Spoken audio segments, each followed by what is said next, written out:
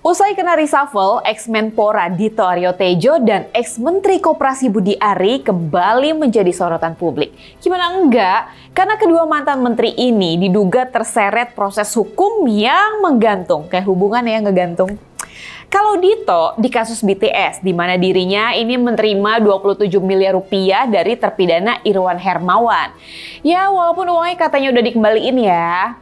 Terus kalau Budi Ari, ya bosan gak sih? Semua orang juga udah tahu ya. Ingat kan apa kasusnya? Iya bener, yang teriak-teriak lagu lama kaset rusak di kasus judi online. Pertanyaannya, apakah aparat penegak hukum ini akan berani menetapkan mereka sebagai tersangka?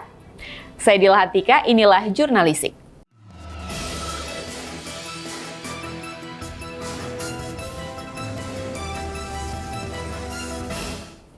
Reshuffle-nya Dito Aryo Tejo dari kursi Menpora ini membuat publik kembali teringat pengembalian duit 27 miliar rupiah di kasus BTS Kominfo. Publik ini jadi menerka-nerka kawan inilah, gimana nasib politikus muda Golkar ini?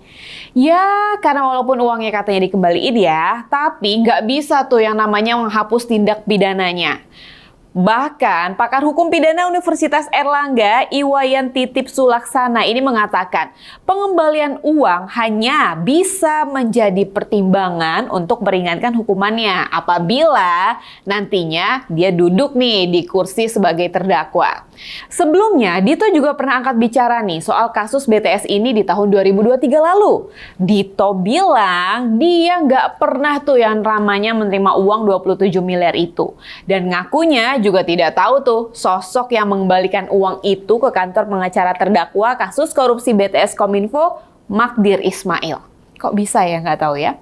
Sementara anggota Komisi 3 DPR dari fraksi Demokrat, Beni Kabur Harman, ini menegaskan Dito Aryo Tejo patut ditindak tegas bila terbukti terjerat kasus dugaan korupsi BTS Kominfo. Ya, gimana ya? Susah sih, kita tunggu aja nanti ya. Selain itu, kawan inilah, pencopotan Budi Ari juga menjadi pintu masuk untuk mengungkap siapa nih aktor utama judol di Kominfo. Karena kan selama ini Budi Ari selalu membantah ya, tapi fakta persidangan ini selalu mengaitkan dirinya di kasus pengamanan situs judi online ini. Sampai disebut terima fee 50% kan? Ingat kan kawan inilah? Bahkan mantan Menko Polhukam Mahfud MD juga menilai pencopotan Budi Ari ini dari Menteri Koperasi ini sudah sangat tepat. Bahkan menurutnya Budi Ari tidak memiliki kapabilitas untuk menempati posisi strategis sebagai menteri. Kecuali ya sifatnya yang simbolik. Peresmian gitu, yang kayak peresmian, ya gitu deh, peresmian Koperasi Desa kemarin mungkin. Presiden Prabowo Subianto sebetulnya ini memiliki dua tangan loh kawan inilah, dua tangan utama untuk kasus hukum ini, yaitu aparat kepolisian dan kejaksaan.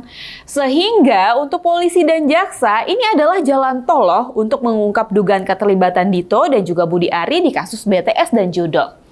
Ya, jadi sih sekarang kita tunggu aja ya perkembangannya kayak gimana dan seperti apa. Kalau belum juga ditetapkan sebagai tersangka, ya menurut kawan inilah gimana? Karena apa kira-kira?